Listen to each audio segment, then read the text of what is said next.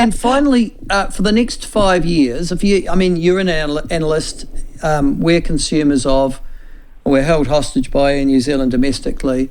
What do you anticipate to be the big issue of the next 5 years in terms of air travel in this country? Do you think anything's coming along to save us? Are we going to get more competition, less competition?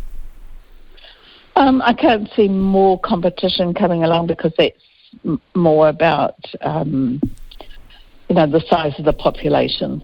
I mean, if we lived in the States, the whole of New Zealand would only have one local regional airport, probably served by a second-tier carrier. But I do think that we will see change. We've got a promise undertaking from Air New Zealand that they will have an electric aircraft running, and that'll be very much on the shorter route. So, like the Hamilton-Auckland route must be an absolute dead sitter. And electric will reduce. I mean, at least they don't have to pay. What is it? You're paying at the moment $3 something odd a litre for Jet A1.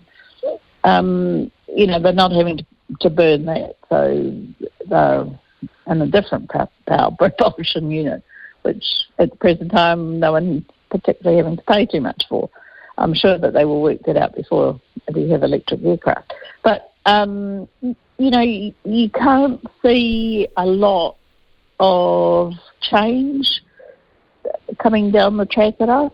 Yes, we will have larger jets to do the main trunk, and yes, we will have, I think, increased frequency that's driven off population in the regional centres, and yes, we will probably see the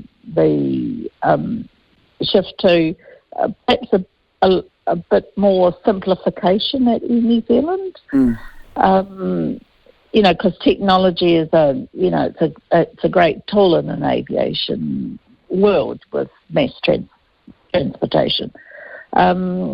But you really can't see too much change.